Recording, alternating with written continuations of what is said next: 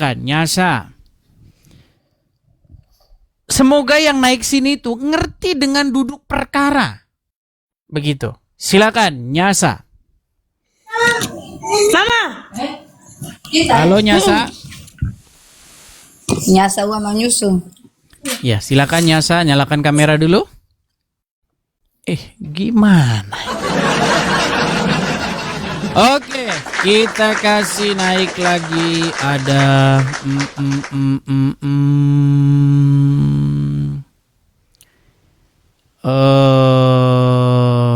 Tan Chiu.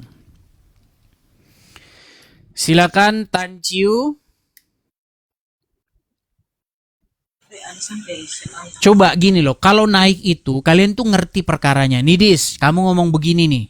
Kamu bilang nih, kamu ketika ditanya Yesus bukan Tuhan, kau bilang bukan. Itu baru yang saya tunggu-tunggu, yang itu gitu loh. Silakan, Tan Chiu, nyalakan kamera Anda. Tan Chiu. Tan Chiu Halo Tan Chiu. Tan Chiu. Oke, baiklah ya. Halo. Oke, kita turunkan saja. Nyasa. Silakan nyasa. Nyasa. Ya, silakan nyasa. Nyalakan kamera Anda. Ya. Halo Oke. Kakak Edis. Halo nyasa. Silakan Nisa nyasa. Kakak Edis. Ya, gimana nyasa? Nyasan, aduh. Oke, nggak jelas juga teman-teman. Ya, kita tendang saja karena nggak jelas. Tolong ya teman-teman ya. Aduh, ya netizen nih kadang-kadang memang kalau dibilang botol nanti sakit hati. Nggak dibilang botol naik terus. Heran saya dengan orang-orang ya. Oke, kita kasih naik ada Lince Delau. Silakan Lince Delau, kayaknya masih anak SMA ini. Anak sekolah 1 SMA. Lince umur berapa? Saya baru umur 20 tahun. 20 tahun, aduh. Oke, silakan Lince. Ya, saya mau bertanya soal nomor yang ke-8 pernyataan Abang Edis TV mengenai Yesus itu punya Tuhan. Jadi saya mau pengen bertanya, saya ini orang Kristen Protestan, saya mau bertanya, kenapa Abang Edis TV menyatakan bahwasannya Yesus itu punya Tuhan? Punya Tuhan, siapakah Tuannya? Bukankah di Filipi pasal yang kedua ayatnya yang ke-7 dinyatakan bahwasannya melainkan telah mengosongkan dirinya sendiri dan mengambil rupa seorang hamba. Jadi saya memiliki pendapat, memiliki mindset bahwasannya Tuhan itu datang ke dunia hanya menyerupai hamba, bukan berarti dia itu hamba. Begitu Bang Edis. Baik ya, baik. Oke. Sebelum saya jawab dulu, yang datang ke dunia menjadi manusia itu menurut Anda siapa? Bapa di sorga kah?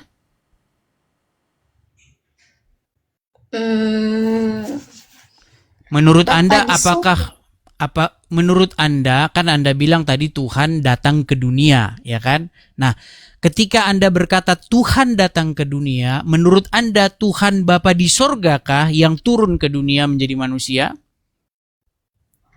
Begini Bang Edis, kita dulu perlu meluruskan Sebentar, di sini. sebelum jangan begini, jangan maksudnya biar kita tidak membuat diskusi makin runyam, saya ingin mengerti dulu. Anda kan berkata bahwa Tuhan datang ke dunia menjadi manusia untuk menyerupai hamba, betul? Betul. Baik, yang makanya saya tanya, ketika Anda berkata Tuhan datang ke dunia, apakah Bapa di surga yang Tuhan itu datang ke dunia? Dijawab dulu iya atau tidak. Menurutku iya, karena kenapa bahasanya dikatakan misalnya Allah turun ke dunia menyerupai manusia lewat Bunda Maria, begitu. Oke. Berarti Bapa di surga yang turun ke dunia menjadi manusia. Itu menurut saya. Baik. Ya, baik. Ya memang ya sebenarnya inilah teman-teman biar kalian lihat siapa-siapa yang sedang melawan saya. Baik. Tidak melawan, ya ampun. Saya Enggak tidak melawan. apa-apa. Oke. Begini ya, begini Lince. Ketika Anda berkata Bapa di surga turun ke dunia menjadi manusia, dia menjadi manusia menjadi Yesus.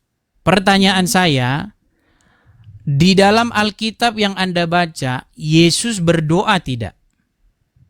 Yes, berdoa Kepada siapa dia berdoa? kepada Bapa di surga. Bukankah Bapa di surga sudah turun jadi manusia? Nah, kan tadi Kemana? Saya nggak turunkan dia ya. Saya nggak turunkan dia loh. Kenapa kok bisa pergi sendiri? Ada apa? Berat saudara.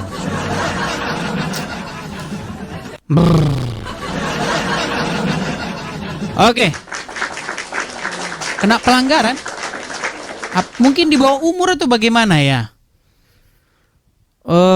Ya memang yang menghadapi saya itu biasanya yang nggak paham itu biasanya satu nggak pernah baca Alkitab, dua di bawah umur tapi nggak apa-apa belajar. Saya senang kalau belajar begitu. Seperti tadi dia mau belajar, saya senang begitu. Saya itu senang teman-teman kalau kita itu belajar pendalaman Alkitab ya begitu. Jadi ribuan orang yang lihat ini juga paham, ngerti nanti akhirnya. Oke, kita kasih naik yang berikutnya ada Parmin tambah.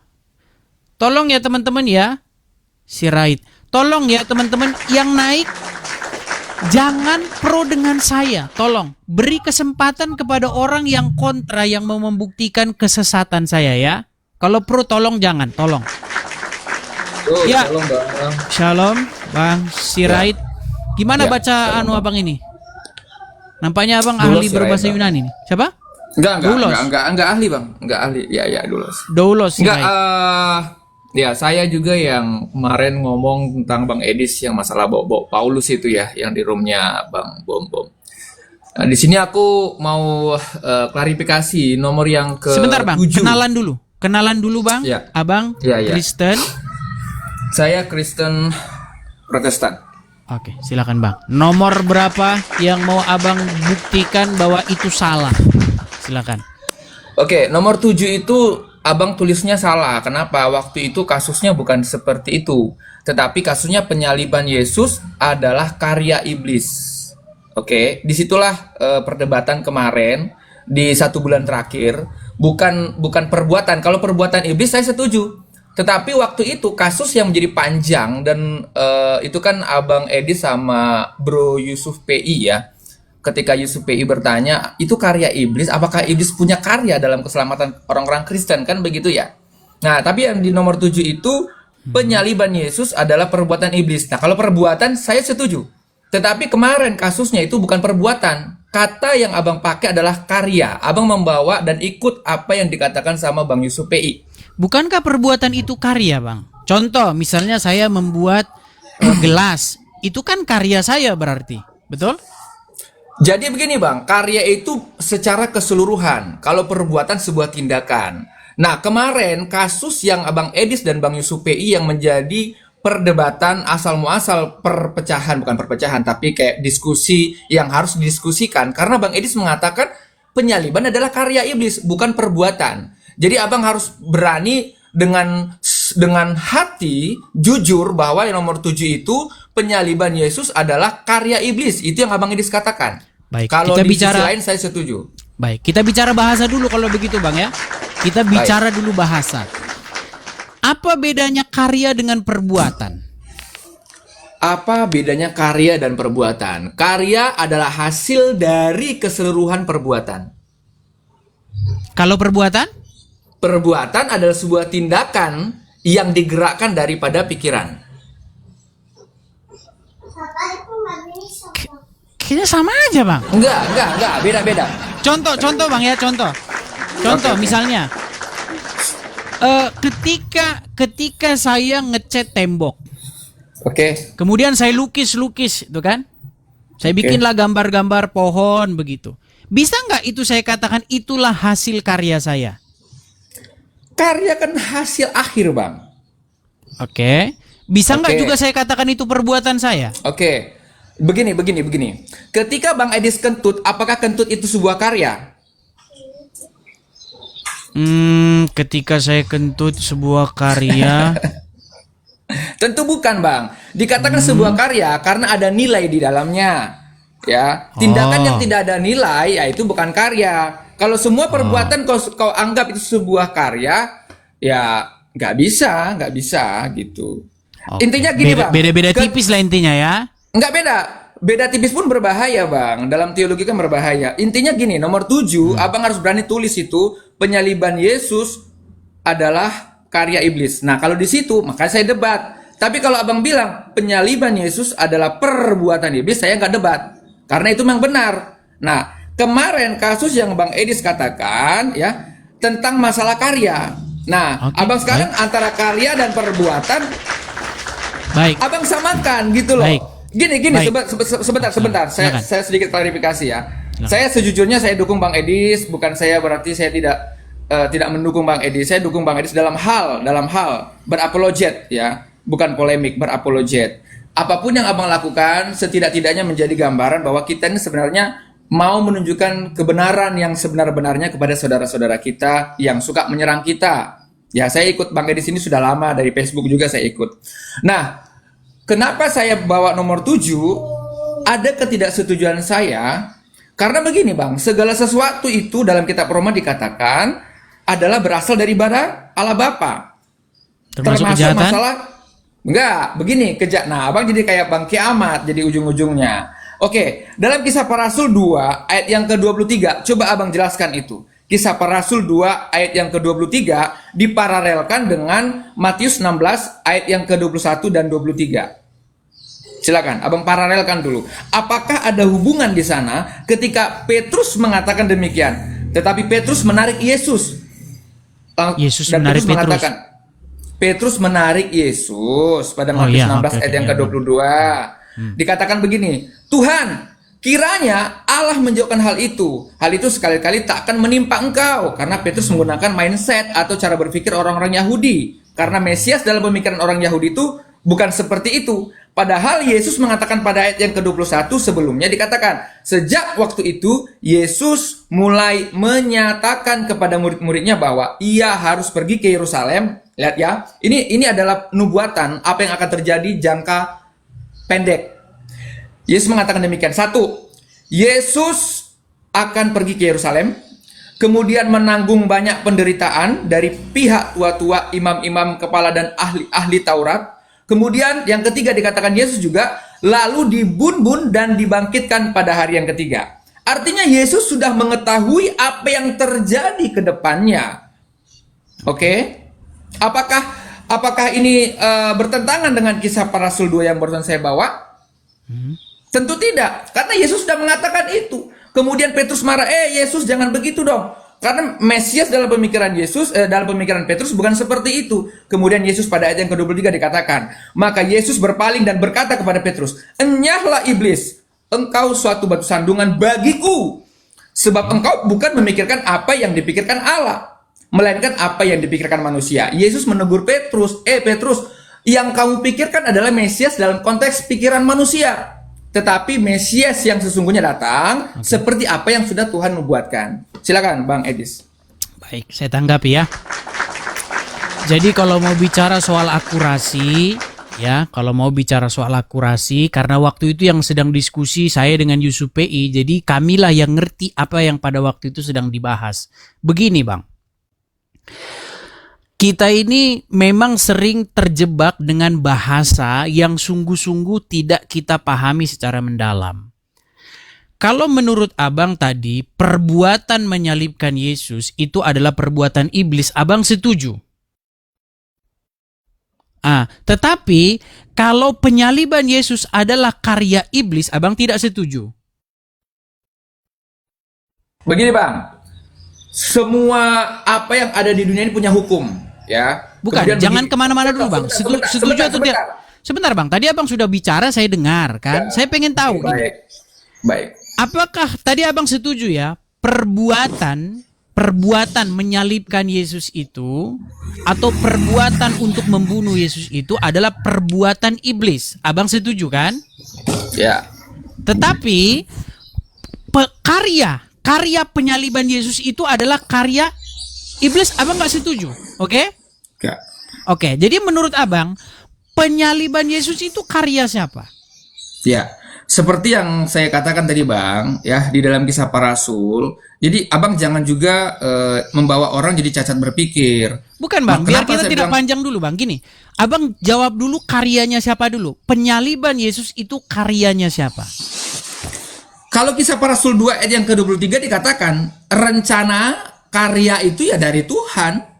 Oke, jadi menurut abang penyaliban Yesus itu adalah karya daripada Allah Bapa di sorga. Ya.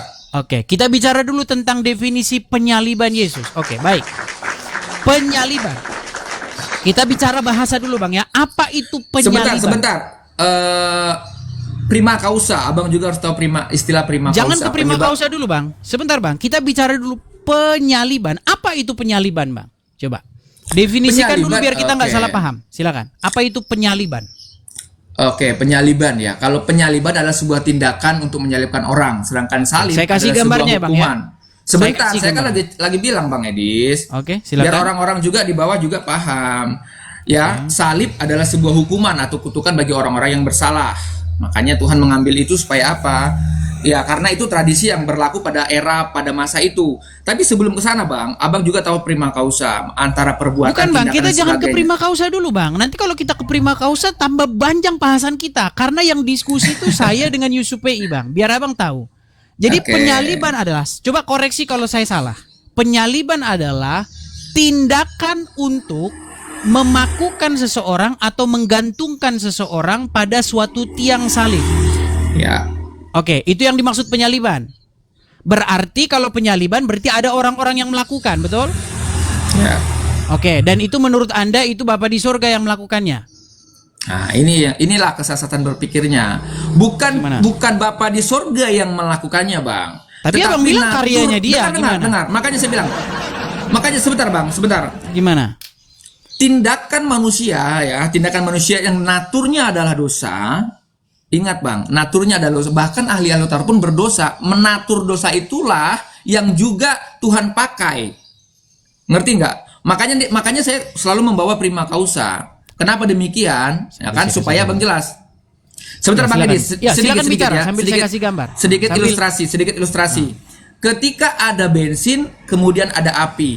Kemudian ketika bensin dibakar kepada api, habislah benda yang ada bensin ini.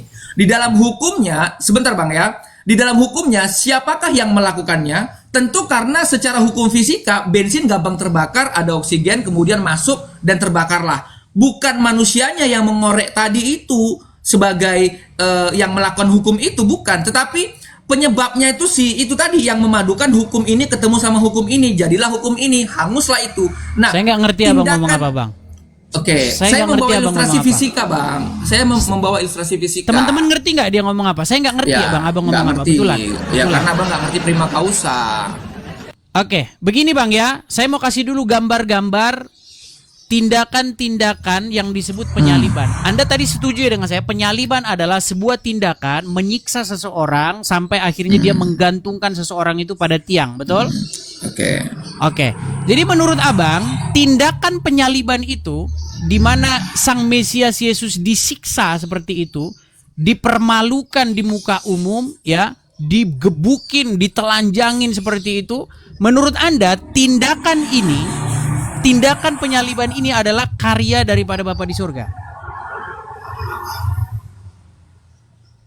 Ya. Ya, berarti menurut Anda Bapa di surga lah yang menjadi dalang ini terjadi. Oke, disinilah letak kesesatan berpikir, Bang. Di dalam kemahakuasaan Tuhan, ya, Dia bahkan sudah tahu apa yang akan terjadi.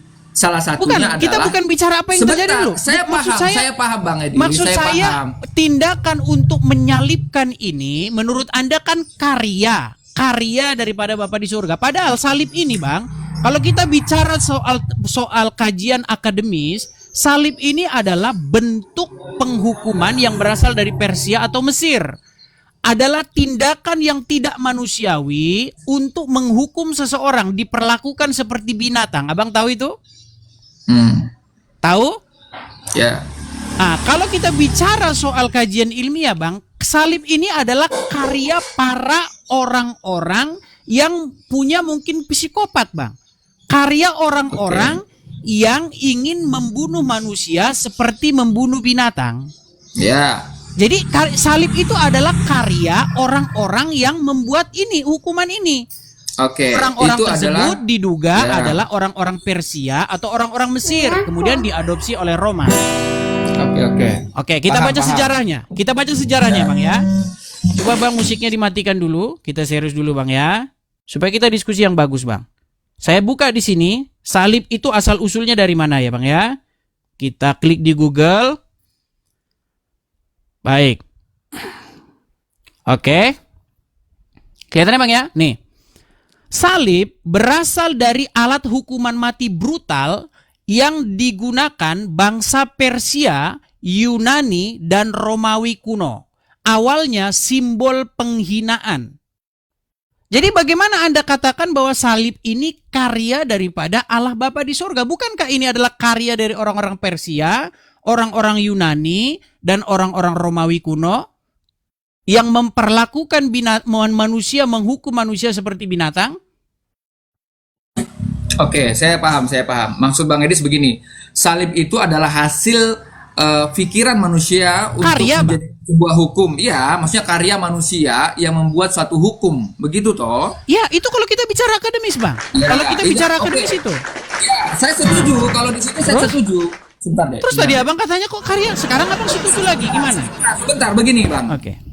Silakan. Abang jangan simpulkan segala sesuatu menjadi independen karya manusia, karena apapun hikmat manusia, ya hikmat manusia yang Tuhan kasih akal berpikir, bahkan mungkin hasil dari natur dosa itu Tuhan izinkan, bukan berarti itu tidak di bawah wewenang Tuhan. Bagaimana mungkin Abang mengatakan itu tidak di bawah wewenang Tuhan? Segala sesuatu maupun kejahatan maupun kebaikan maupun apapun itu di bawah wewenang Tuhan. Oke. Saya coba menjelaskan Bang ya isi pikiran saya ketika saya baca Alkitab ya Bang. Oke, ya. baik. Begini Bang. Gak apa-apa. Sama-sama belajar. Sebenarnya Bang, saya juga Bang, belajar. sebenarnya Bang, begini sama-sama Bang. belajar. Sebenarnya begini. Yang menjadi karya Tuhan itu bukan perbuatan penyalibannya Bang. Yang menjadi Saya setuju di situ. Abang dengarkan dulu. Ini sudah saya jelaskan berkali-kali. Begini Bang. Tidak ada satupun orang yang menyalib Yesus bertujuan untuk membuat satu penebusan dosa atau tujuan keselamatan. Anda setuju tidak? Bagaimana Bang Edis supaya lebih jelas? Saya ulang satu kali lagi. Nggak perlu Abang bisukan Bang. Tidak ada satupun orang-orang yang menyalib Yesus bertujuan untuk menciptakan jalan keselamatan penebusan dosa. Abang setuju Ya. tidak dengan saya? Semua orang-orang Tritunggal setuju. Baik. Artinya penyaliban itu semata-mata dengan motivasi jahat, motivasi untuk membunuh, betul? Nah, betul. lalu di mana yang menjadi karya Tuhannya? Yang Oke. menjadi karya Tuhan itu bukan menyalibkan Yesusnya.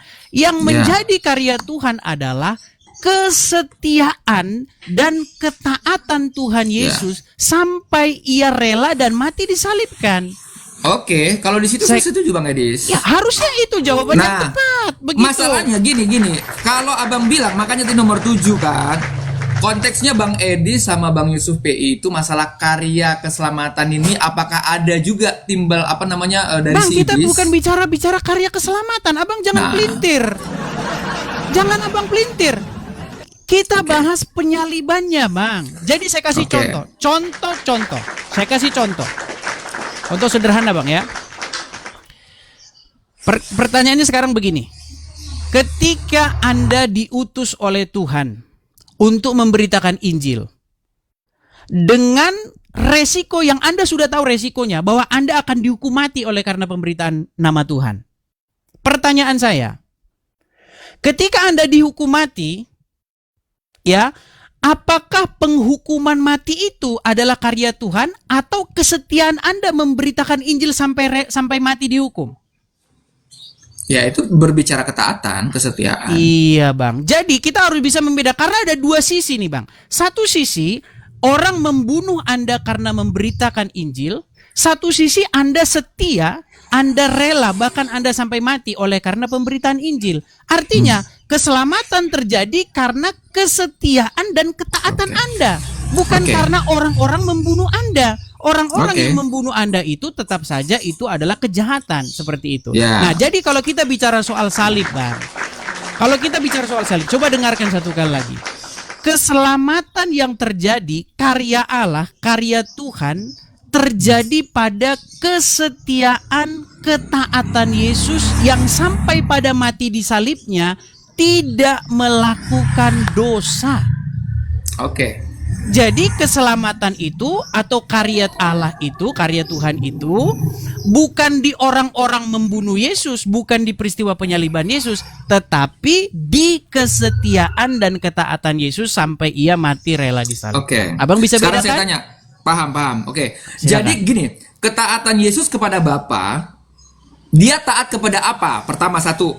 Karena begini, tadi saya sudah bawa beberapa ayat. Contoh Matius 16 ayat yang ke-21. Ketika Yesus menubuatkan tentang apa yang akan terjadi ke depannya. Artinya kan dia taat kepada rencana yang sudah dia pahami. Kan dia taat kepada rencana itu. Betul? Baik. Nah, berarti Anda belum bisa membedakan dua rencana. Saya kasih lagi umpama, Bang. Umpama yang tadi, Bang. Langsung gini aja, Bang Edis, supaya tidak berlama-lama. Katanya orang mohon maaf, saya tidak pansos ya. Saya juga pelayanan. Begini, Matius 16 ayat yang ke-21, Bang Edis, coba Abang sebentar, Bang. Sebelum itu. kita lari ke sana, Bang Edis, jangan lari, Bang Edis. Matius 16 ayat yang ke-21. Kita fokus di situ dulu. Begini, sebelum ke situ, coba biar Anda bisa bedakan. Begini. Ketika Anda disuruh oleh Tuhan untuk memberitakan Injil dengan informasi dari Tuhan, wahai Sirait, ketahuilah, kau kuutus ke kampung A, ke Samosir, untuk memberitakan Injil di sana. Tetapi ingat, sebagian orang-orang di sana nanti akan menerima namaku, dan banyak orang Kristen akan jadi orang Kristen di sana, orang Samosir. Tetapi sebagian orang akan membunuhmu. Pertanyaan saya, apakah pembunuhan terhadap Anda itu rencana saya? Oke, sebentar. Abang bersabar dulu ya. Sabar. Dijawab dulu aja. Dijawab singkat dulu, Bang. Oh, enggak. Tentu itu bukan rencana Tuhan. Tenang, Bang. Itu bukan rencana tenang Tuhan. Dulu, Bang. Tenang, Bang. Saya sudah kasih tahu sama Abang bahwa Abang nanti memberitakan Injil di Samosir. Sebagian jadi orang Kristen, sebagian orang akan membunuh, dan engkau akan mati di situ, dibunuh.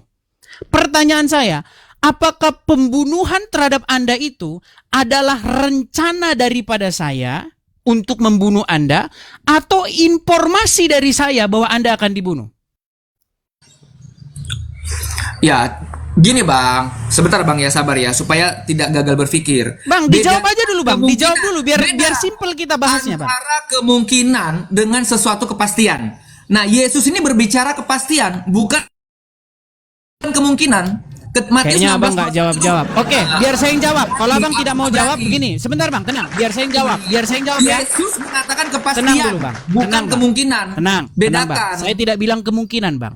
Saya tidak bilang Abang kemungkinan. mengatakan akan ada orang yang akan berusaha membunuh. Itu kemungkinan karena saya manusia yang lemah. Ketika Yesus mengatakan ini bukan kemungkinan, tetapi suatu kepastian yang akan terjadi. Abang nggak tangkap. Dengarkan ya. Dengarkan Bang. Anda diutus oleh Tuhan yang langsung ngomong sama Anda. Oke, baik. Wahai Sirait, kau kuutus pergi ke Samosir. Beritakan Injil tentang namaku di situ. Ketahuilah wahai Samosir, ketahuilah olehmu. Beberapa orang di situ nanti akan menerima Injil dan namaku akan berdiri di sana, dan sebagian di sana nanti akan membunuhmu dan engkau akan mati di sana. Ini kepastian. Kepastian lah, karena Tuhan yang bilang. Oke, ini kepastian Bang, saya ya. belum selesai. Oke, Tenang dulu. baik. Belum Pegang selesai. teman-teman ya. Bang Edis mengatakan sebuah ilustrasi ini kepastian. Kalau kepastian Baik. berarti sudah pasti terjadi. Sudah pasti terjadi. Nah, Dan ini adalah pertanyaan suatu saya, rencana. Sebentar. Apakah ini rencana? tenang Bang, saya belum selesai. Boleh saya selesaikan? Jawab aja. Apakah kepastian Tuhan itu adalah sebuah rencana? Jawab. Kepastian bahwa engkau akan mati itu informasi, bukan rencana. Informasi. Bukan kepastian. Apakah informasi ini ada sesuatu yang pasti terjadi? Jawab. Bang, karena saya tahu masa Jawab, depan, Bang Edis. karena posisi saya adalah Tuhan, maka saya memberikan informasi, bukan saya yang merencanakan itu terjadi, bukan saya yang merencanakan bahwa Anda akan dibunuh, tetapi itu informasi dari saya. Tapi itu kepastian bukan, Bang Edis. Ya kepastian karena saya tahu masa depan. Makanya saya bilang karena Yesus adalah Kalau Tuhan. saya tahu Dia masa mengatakan depan, suatu bukan sebentar, Bang berarti Edis, itu sebentar. saya rencanakan, Bang. Kalau Sebentar, seperti Bang. itu artinya Adam jatuh ke dalam dosa, itu rencana saya. Anda dibunuh oleh orang, itu jadi rencana saya. Itu bukan rencana saya, Bang. Itu pemberitahuan dari saya bahwa Oke. itu akan terjadi. Itu Kalau akan saya terjadi. yang merencanakan itu, artinya sayalah dalangnya. Sayalah dalang yang membuat kau dibunuh. Artinya Oke. orang-orang yang membunuh itu adalah orang-orang yang saya rencanakan sendiri untuk membunuhmu. Oke. Padahal Abang gini, Bang. pembunuhan Abang jangan itu generalkan, Bang Edis. Jangan generalkan gitu antara tindak sama orang yang ditindaki. Yesus sendiri yang mengatakan loh di Matius 16:21. Ini adalah suatu kepastian. Petrus aja dibilang, nyala engkau iblis. Karena engkau memikirkan pikiran manusia bukan pikiran Allah. Artinya yang dikatakan Yesus pada ayat yang ke-21 dari Matius 16 adalah pikiran Allah. Oke. Setuju nggak? Jawab dulu. Apakah di ayat 21 pada Matius 16 ini pikiran Allah atau bukan? Coba dibacakan Jawab ayatnya. dulu. Baca, Bang. Matius 16 ayat 21. Sejak waktu itu Yesus mulai menyatakan kepada murid-muridnya bahwa ia harus pergi ke Yerusalem pertama, kemudian menanggung banyak penderitaan dari pihak-pihak tua, imam-imam, kepala dan ahli-ahli Taurat, lalu dibun-bun dan dibangkitkan pada hari yang ketiga. Petrus menyangkal, jangan begitu Tuhan, jangan begitu, janganlah terjadi seperti itu. Ayat yang ke-23 dikatakan, lihat ya, premis awal A, Yesus mengatakan sesuatu kepastian. Jadi bukan siapa yang sekedar merencana- informasi. jadi siapa yang merencanakan membunuh Jangan Yesus? langsung kesimpulan, supaya langsung enak berpikirnya. Ayat yang ke-23. Maka Yesus berpaling dan berkata kepada Petrus, "Enyahlah iblis, engkau satu batu sandungan bagiku, sebab engkau bukan memikirkan apa yang dipikirkan Allah, melainkan apa yang dipikirkan manusia." Pertanyaan saya, mana yang pikiran Allah, mana pikiran manusia? Yesus jelas itu mengatakan bahwa Petrus memikirkan pikiran manusia. Sedangkan apa yang dikatakan Yesus pada ayat 21 itu adalah pikiran Allah. Jawab, apakah perkataan saya salah? Salah. Jadi pikiran Allah yang dimaksud Yesus yang mana? Bukankah ayat yang ke-21? Kita bukan bahas pikiran, Bang. Yang kita bahas Bang, siapa yang jangan berencana lari dari membunuh konteks Yesus, secara Bang. historis, Bang. Matius 16 berdiri di situ. Enggak, yang ayat kita bahas apa ini, Bang? 22 dan 23. Masalah penyaliban. Abang kan Yang kita bahas apa ini yang kita bahas ini? Abang itu berusaha mengatakan bahwa penyaliban itu adalah utuh karya iblis. Saya di situ yang saya tidak setuju. Oke, Kenapa? jadi menurut Saya Anda, membawa contoh. Jadi menurut Anda yang menyalib Yesus itu adalah orang-orang yang berasal daripada Bapa di sorga, begitu ya? Nah, itu salah, itu kesesatan berpikir. Kok Bukan kesesatan begitu. berpikir? Baca, Bang, baca. Oke, Bang Edis baik. jangan Saya sabar balik, ya. saya balik lagi. Saya kasih dulu gambar lagi. Kayaknya pakai Astaga. gambar ini mantap, ya. Jadi menurut Anda Ya Tuhanlah ampun, yang Bang. merencanakan. Bang, gini Sebentar. Bang, abang itu biar saya abang ikuti itu pola fokus pikirmu. kepada mikro, bukan makro. Saya berbicara makro, bukan mikro. Tahu nggak maksudnya, Mikronya Bang? apa? Mikronya apa? Nah, Makronya apa? Silakan. Kalau abang ini mikro itu berbicara tentang tindakan, perbuatan, siapa pelaku, dan langsung abang simpulkan sebagai makro. Nggak bisa seperti Makronya itu. apa? Makanya saya bilang tadi, Apa prima makronya, Bang? causa itu- Sebentar, makronya apa dulu? Makronya ada karya keselamatan melalui penyaliban. Apakah keselamatan itu adalah penyaliban? Apakah Anda nggak bisa keselamatan? bedakan keselamatan dengan penyaliban di sini.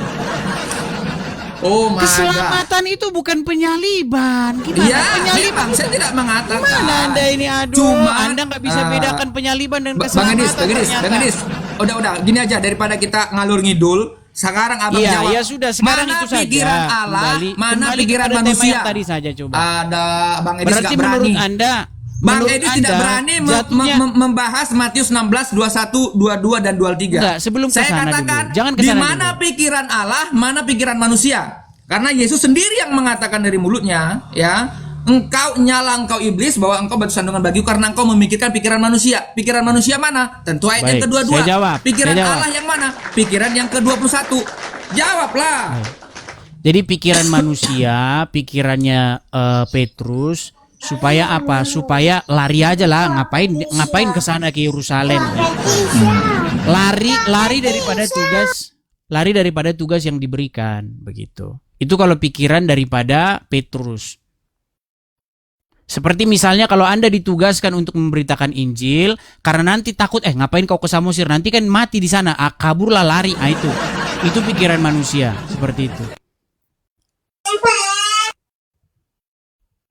Atau abang perlu waktu karena anak lagi nangis? Iya, nggak apa-apa bang.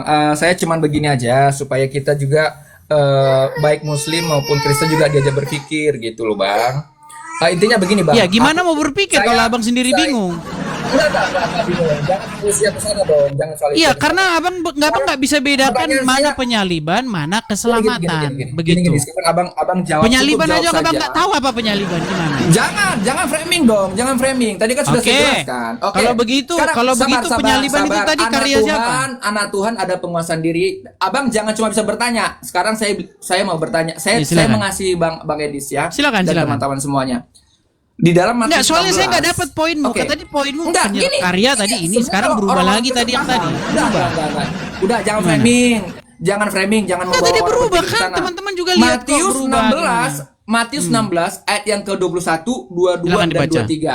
Oke, Silakan dibaca. tadi sudah saya baca teman-teman. Matius 21 adalah pikiran Allah.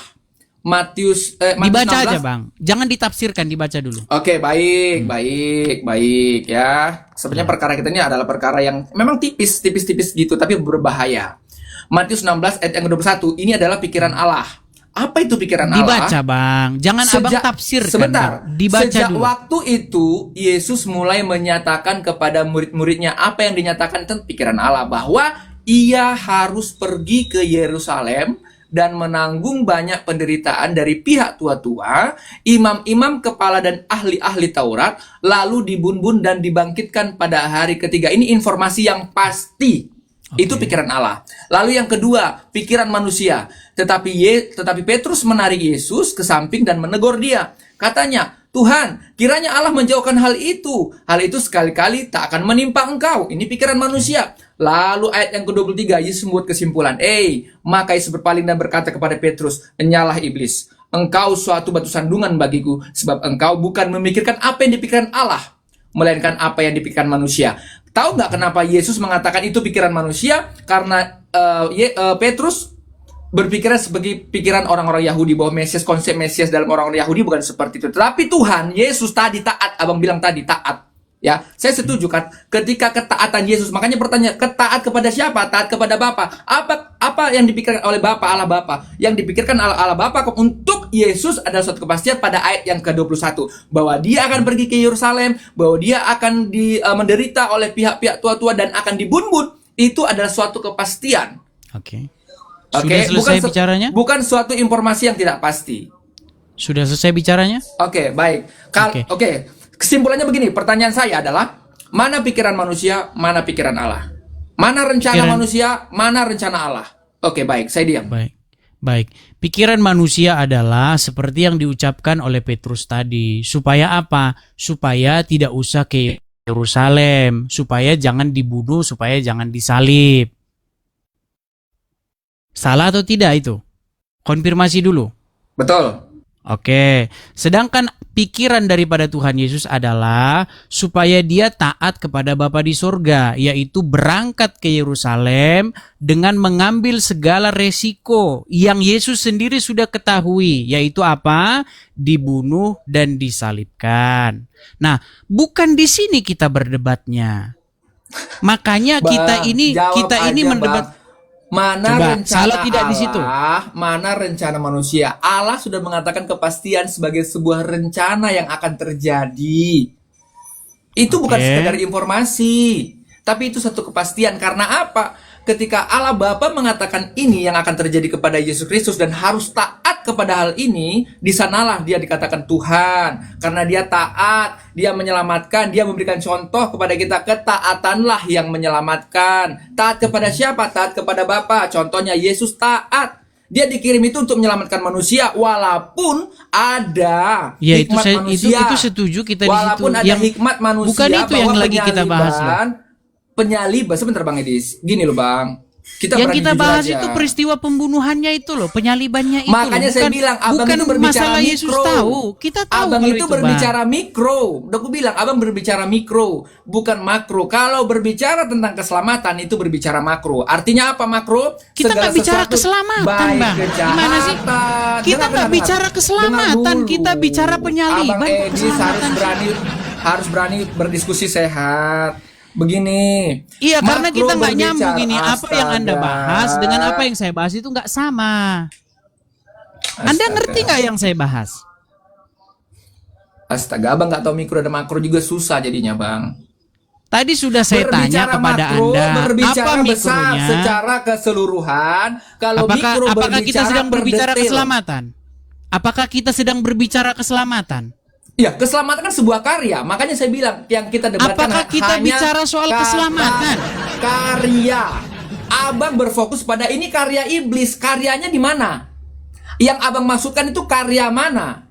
Karya penyalibannya atau karya salibnya? Emang coba dibaca dulu, baca. Tadi poin Makanya berapa saya yang Anda bilang, baca? poin yang ketujuh, perdebatan abang sama Bang Yusuf itu kan masalah karya iblis, penyaliban itu karya iblis. Nah, Memang iya, aku terus? di situ nggak setuju. Nah, abang memparalelkan ini karya itu adalah perbuatan. Kalau abang berbicara perbuatan itu berbicara mikro, berarti paku yang ditusukkan itu bagaimana? Berarti paku itu yang menyelamatkan kita. Kalau nggak ada paku itu maka nggak ada keselamatan. Itu yang aku bilang mikro. Makanya abang juga harus belajar juga. Mohon maaf ya bang, kita sama-sama Ya belajar. memang itu yang lagi dibahas gimana? Prima causa. Makanya saya bilang Bang Edis itu berbicara mikro. Kalau berbicara mikro, angin juga masuk di dalam sejarah keselamatan itu. Paku juga, kayu-kayu salib juga, baju jubah itu juga, tombak Ya, itu masalahnya juga. Kalau nggak yang kita ditombak bahas dia, bukan itu. nggak bisa dipastikan. Nah makanya saya bilang abang berpikir mikro tapi menyimpulkan secara makro. Nggak bisa begitu. Makro adalah hasil dari mikro-mikro yang dikumpulkan. Makanya ada namanya karya penyaliban. Oke, coba orang-orang dibaca dulu, Kristen, coba baca dulu. dengar dulu abang ini jangan ini Mbak, santai, coba santai. dibaca dulu biar enak kita baca dulu. Astaga. Jadi biar nggak keluar dari Intinya tema. begini. Coba dibaca. Oke, Baca saya dulu. nggak keluar dari tema. Saya nggak keluar dari Ya tema. coba baca dulu, Kalau baca dulu. penyaliban Yesus adalah perbuatan iblis. Saya Mana di situ setuju. kita bisa di situ bicara keselamatan. Apa? Penyaliban Yesus adalah perbuatan iblis. Saya Yang kita setuju. bahas penyaliban. Ya terus kenapa kalau tidak kalau dengar.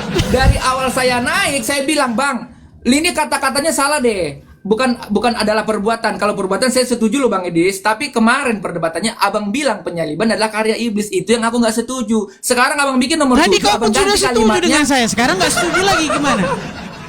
Ya udahlah, intinya begini.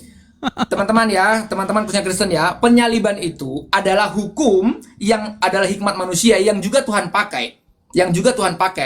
Bagaimana cara Tuhan menunjukkan kasihnya melalui apa? Hikmat manusia adalah hukum kutuk untuk menyalibkan Yesus. Ya. Teman-teman pernah berpikir nggak kenapa sih harus di abad pertama? Jadi karya siapa Kenapa sih salib di itu? zamannya Roma? Ya kan? Jadi karya siapa Makanya salib saya itu? bilang begini, bahkan sebelum penyaliban Yesus, sebelum datang Tuhan Yesus, masa 400 tahun Dijawab aja diamnya dulu Allah bang. kepada Jadi bangsa Yahudi. karya siapa itu bang? Penyaliban itu bang.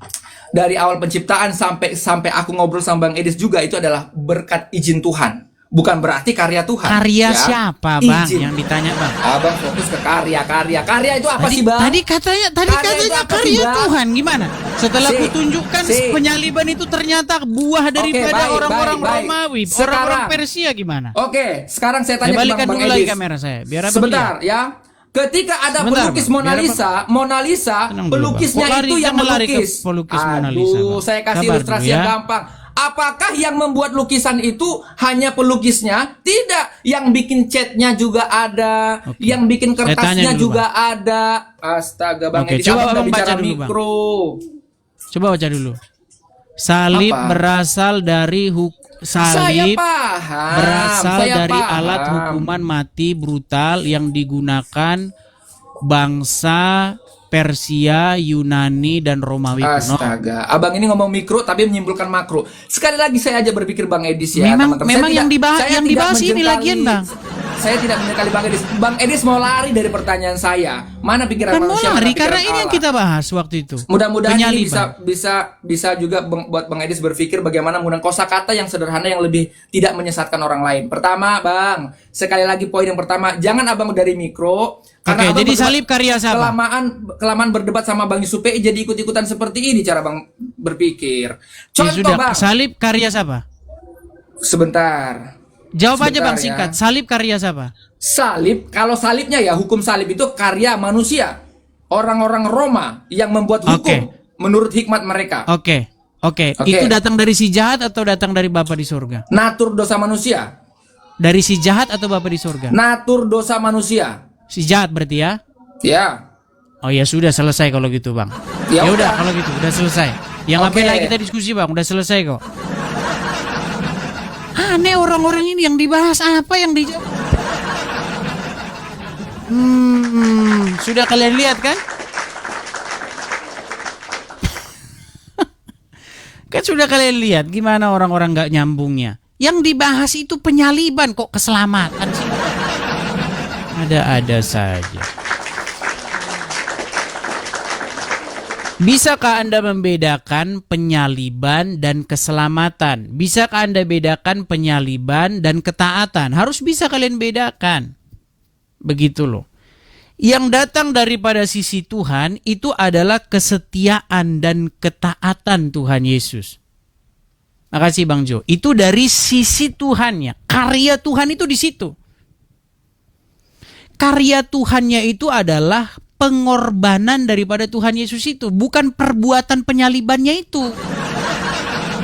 Saya kasih contoh sederhana. Contoh sederhana. Kalau misalnya seseorang diutus oleh Tuhan, yang tadi Sirait tadi, wahai Sirait, kau kuutus memberitakan Injil ke Samosir. Ketahuilah wahai Sirait, ketika kau beritakan nanti Injil di sana, akan banyak di sana orang yang menerima dan namaku akan ada di sana. Tetapi ingat, engkau akan mati dibunuh di sana oleh orang-orang yang tidak suka dengan pemberitaan Injil. Kalau kau lari dari tugas itu, nah kau tidak setia, tidak terjadi keselamatan. Itulah yang ada dalam pikirannya Petrus.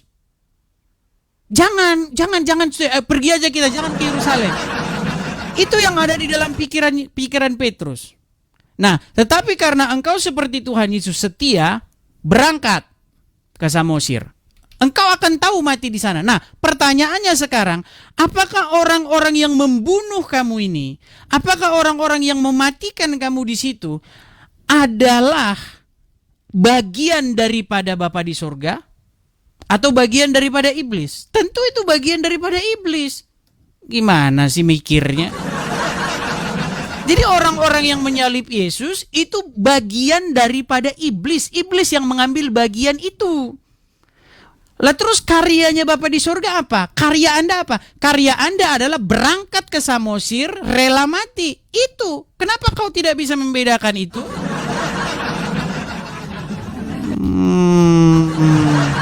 Pusing dia.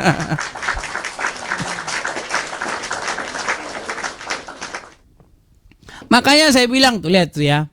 Penyaliban Yesus adalah perbuatan iblis.